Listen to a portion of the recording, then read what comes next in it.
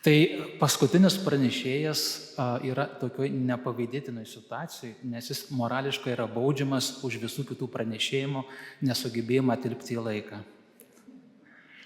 Tai kaip maža moralinė kompensacija, tai turbūt jeigu ją matuosime pyragaičiais ir tortais, tai ypač Birutė man skolinga jau yra visą tortą. Taip pat aš tikiuosi pranešėjai atliks savo moralinę pareigą. Čia truputį juokauju.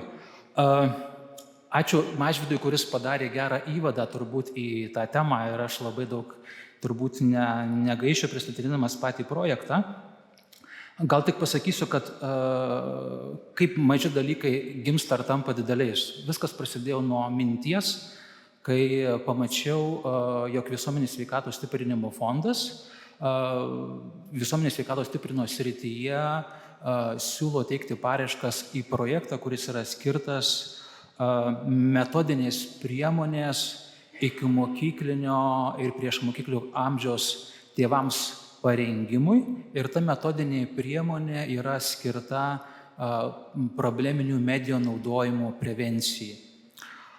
Ir Mažvydas jau pasakė, kodėl tai yra svarbu. Mes gyvenam iš tikrųjų medijų amžiuje ir kompiuterio atsiradimas ir interneto atsiradimas padarė medijų naudojimą masiniu reiškiniu.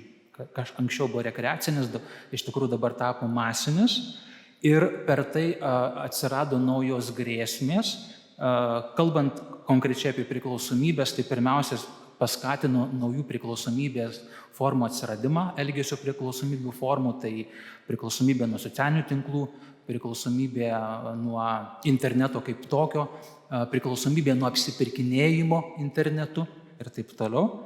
Tačiau negana to, internetas iš tikrųjų yra kaip vartai arba kaip priartinimas ir jis, ką tyrimai iliustruoja, jis padidino medžiaginių priklausomybių prieinamumą.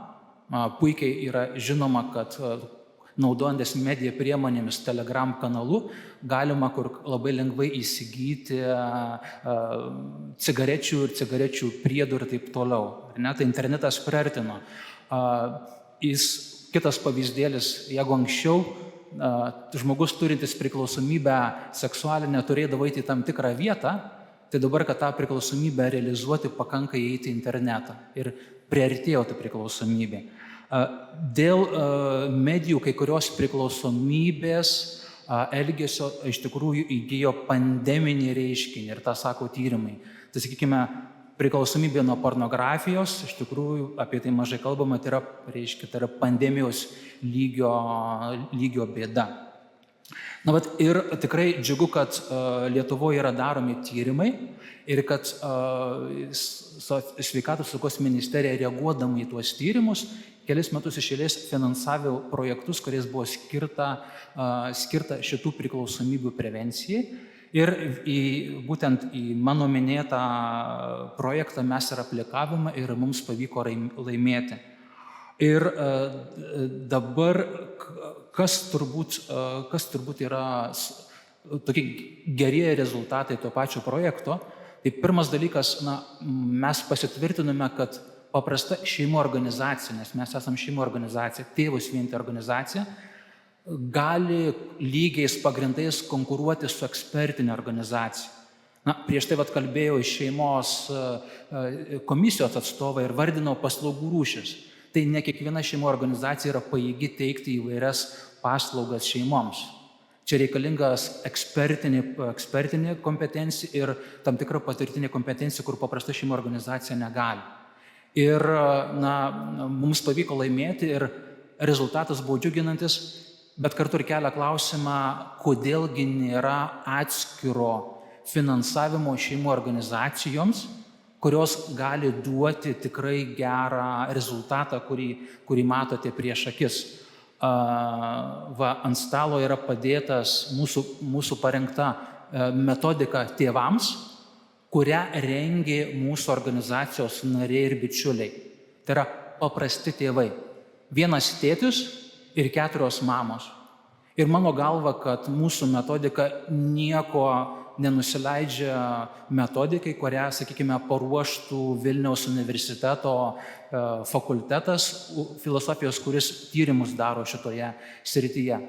O praktinė patirtis, kurią turi tėvai, leidžia pamatyti ir pasiūlyti tam tikrus sprendimus, kurių tik tais, sakykime, akademiniai teoretikai arba ekspertai negali pamatyti.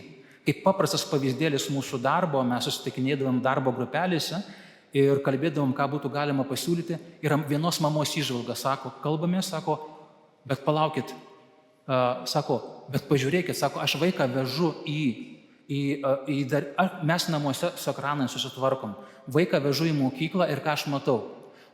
Autobuse yra ekranas, tada, mokykloje pasitinka ekranas, koridoriuose yra ekranai, tada einam pas gydytoją, yra ekranas, gydymo įstaigų, kad vaiką užimti, ir kavinėje yra ekranas. Mes gyvename ekranų pasaulyje. David, ekspozicija, medija ekspozicija, kurią sudarė mažas vaikas, yra didelė. Tu namie gali sukontroliuoti ekranus, bet pasaulyje yra labai didelį susidūrimą su tais ekranais. Tada mums kilo mintis padaryti medijų žemėlapį ir pasiūlyti tėvams pareflektuoti, su kokiu masto reiškiniu jų šeima konkrečiai susiduria. Tai tik vienas pavyzdėlis, kaip ta įžeminta patirtis paprastos mamos gali prisidėti prie labai svarbios, sakyčiau, ekspertinio lygio įžvalgos ir pasiūlyti taiklę priemonę, kaip tą problemą spręsti. Aš pačios metodikos nepristatinėsiu, ją galite rasti mūsų puslapyje Vaikas internete LT. Ten yra metodinis tėvas tėvams ir praktinių patarimų. Ir taip pat, jeigu kas nors turite mažų vaikų arba žinote, kam reikėtų, kas augina ikimokyklinio amžiaus vaikus, tai dar keletas yra leidinukų, galite dovanai paimti ir padovanoti kaip gerą dovaną. Bet aš noriu pailiustruoti, kaip šeimų organizacija gali prisidėti prie valstybės politikos šitoje srityje stiprinimo ir tam tikrų idėjų arba inovacijų pasiūlymų. Kai mes pamatėm šitą projektą, pirma mintis, kuri atėjo, buvo ta, o kaip padėti toms šeimoms, kurios patiria socialinę riziką. Šiek tiek tą sritimi pažįstu ir žinau, kaip vyksta pagalba toms šeimoms. Atvejo vadyba. Ir atvejo vadybos procese būna standartinis pokalbis, tada standartinis siuntimas į tam tikrus pozityvių tėvystės įgūdžių formavimo kursus ir viskas. Ir pasiūlyti daugiau nieko negali. Ir tada mums kilo idėja, o kodėl nebūtų galima toms šeimoms atvejo vadyboje pasiūlyti konsultacijas apie tinkamą medijų naudojimą. Žinant, kad netinkamas medijų naudojimas ankstyvame amžiuje, jisai suformuoja neteisingus naudojimus įpročius, kurie vėliau persikelia į vėlesnį amžių ir kai jau vaikas ateina į mokyklą, ar ypač 5., 7., 8. klasiai, kai išryškėja ta problema, jau faktiškai nieko negalima padaryti. O pagrindai turi būti sudedami būtent ikimokyklinėme amžiuje. O šita vaikų grupė, jie yra už švietimo, ta prasme, vaikų studijimas vyksta namuose pirmiausia. Dalis jų patenka į ikimokyklinio ugdymo įstaigas, bet labai daug ugdymo yra namuose. Ir tokio sisteminio intensyvaus darbo šiuo aspektu švietimo sistema su jais daryti negali. Ir mes pažiūrim, gal tai gausis tam tikra socialinė inovacija, kurią galėtume pasiūlyti atvejo vadybos procesu. Taigi mes nuėjome sunkesniu keliu, nes mūsų kiti konkurentai paprasčiausiai darysim metodiką ir apmokysim keletą tėvų ir visuomis sveikatos specialistus. Mes sakom, o mes norim prieiti prie šitų šeimų. Ir tada suradome partnerius, Žydrūnę matau salėje. kuri yra Kaišiadorių šeimos pagalbos centro vadovė.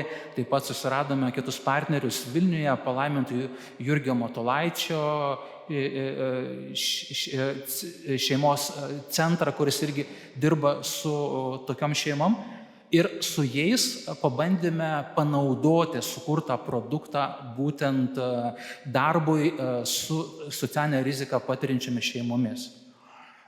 Ir tikrai po to turėjome grįžtamą į ryšį, ką sakė socialiniai darbuotojai, kad kalbėti, mokinti šitų dalykų yra sunku, tos šeimos nepasitikė institucijomis, bet buvo gauta ir gerų pavyzdžių, kad buvo tos žinios ir tie įgūdžiai pirminiai formavimo buvo tikrai naudingi. Ir netikėtas dalykas buvo gautas vienas grįžtamasis ryšys, kuriuo labai noriu pasidalinti. Tai reiškia, yra tokia paslauga šeimai, tai yra vaikų dienos priežiūra. Kaip mama turi mažus vaikus, jinai augina viena tos vaikus, jinai negali ir auginti, ir dirbti. Tai sakykime, jinai išeina į darbą ir ateina socialinis darbuotojas, kuris pabūva su vaikais. Arba su vaikais pabūva tol, kol jinai, sakykime, tvarko šeimos reikalus. Nueina pas gydytoją, susitvarko socialinės pašalpas ir panašiai. Tai reiškia, socialiniai darbuotojai, kurie šitą paslaugą teikia, kai kurie iš jų pabandė panaudoti šitą metodiką ir po to mums sakė, kad reiškia, per tą laiką, kol jie naudojo, akivaizdžiai pagerėjo vaikų mokymosi procesas, namų darbų ruošimas ir mokymosi rezultatai. Jie taip savarankiškai, savavališkai, reiškia, būdami su tais vaikais, pabandė panaudoti šitą metodiką ir gavosi geras rezultatas. Tai buvo neplanuota, tai buvo netikėta, bet tai yra geroji patirtis. Ir man džiugu, kad mes kaip šeimų organizacija galėjom prisidėti prie socialinės inovacijos. Bandom tą dalyką nunešti, sakykime, iki socialinės apsaugos ir darbo ministerijos, kad pamatytų poreikį. Bet man tai yra įrodymas, kad ne visada valstybė geriausiai atliepia ir geriausiai žino, kaip reikia šeimai padėti. Šiandien tas mūsų visas diskusija vyksta tame kontekste šeimos stiprinimo įstatymas. Ačiū, kad padalinote įstatymą, seniai skaičiau, teko galimybę vėl jį pažiūrėti. Ir yra vienas labai svarbus dalykas, yra šeimos stiprinimo gyvendinimo principai, vienas iš jų yra subsidiarumo, kuris sako, kad visaverčių šeimos gyvenimu pirmiausia rūpinasi pati šeima, o jeigu pati šeima negali užtikrinti visaverčio šeimos funkcionavimo, valstybė teikia pagalbą ir paramą tokiu būdu, kuris yra veiksmingiausias. Ir klausimas, koks būdas yra veiksmingiausias? Nes jeigu taip realiai skaitai, subsidiarumo reiškia teisingai vardintas principas, bet realiai kalbant apie subsidiarumo principą yra sakoma, kad jeigu yra reikalinga pagalba, tai visų pirma tą pagalbą teikia valstybė.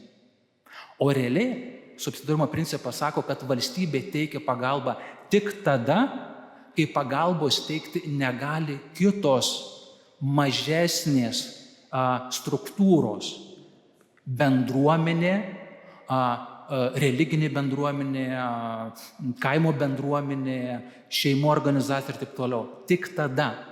Bet ką turbūt tenka matyti, kad visgi koncepciškai čia yra vadovaudamas nepilna subsidiarumo principo samprata ir realiai įgyvendinant šitą įstatymą nepilnai subsidiarumo principas yra gerbiamas. Vis tiek labiau vadovavimasi prielaida, kad jeigu reikalinga pagalba šeimai, tai tada valstybė padės. Per komisijas, per specializuotas tarnybas ir panašiai. Bet tos nuostatos reiškia pirmiausia žiūrėti, ar galima žemesniam lygmenyje per nevalstybinės bendruomeninės organizacijas padėti. Ir tik tada, jeigu nėra tos galimybės kurti sistemą valstybinę, kuri padeda, sakykime, šito įstatyme nėra ir truputėlį dėl to gaila. Ir žinau, kad dabar yra ministerijoje svarstamas naujas šitas įstatymo projektas Ir man gaila turbūt tai, kad turbūt jis yra svartomas ne tame kontekste, kaip efektyvinti pagalbą šeimoms, įtraukiant šeimų organizacijas, bet labiau taip, kaip padaryti ją labiau palankę vienai arba kitai ideologiniai pusiai. Ir tai yra blogai. Tai yra blogai. Ir rudenį turbūt ateis naujas projektas į Seimą ir, galima taip anticipuoti, kad diskusijos vyks ne apie tai, kaip įveiklinti ir padaryti pagalbą tikslesnę, bet apie tai, kaip kontroliuoti vieną arba kitai ideologiniai pusiai nacionalinę šeimų tarybą ir jos vykdomą veiklą. Tai nėra gerai. Ir ko turbūt dar pasigendam kaip šeimų organizacija, yra šeimų organizacijos savoka, bet pasigendam to tikslinio šeimų organizacijų finansavimo. Padarė šitą labai gerą projektą, mes labai norėjom tada padėti šeimoms eiti į mokyklas ir į darželius ir padėti skleisti gerą naujieną apie tai, kaip reikia tvarkytis tėvams su medijomis. Projekto tam skirto nebuvo, taigi mes pabandėme sudalyvauti taip vadinamajam mažos apimties NVO institucinio stiprinimo projektų finansavimu. Ir nelaimėjom. Kodėl? Nes tenais, biudžeto finansavimas yra nedidukas ir dėl to pyrago gabalo kovėsi virš 200 organizacijų, tarp kurių buvo ekspertinės, pavyzdžiui, Vilniaus moterų namai, kurie konkrečiai specializuojasi ir dirba su pagalba smurtą patiriančioms moterims. Tarp jų buvo ir vadinamos, sakykime, pinigų įsisavinimo organizacijos, feikinės visokios NVO, kurios tik yra NVO, bet realiai jų tikslas yra gyventi iš projektinio finansavimo. Ir tarp jų buvo šeimų organizacijos, kurios turėjo konkuruoti dėl viso šito pyrago.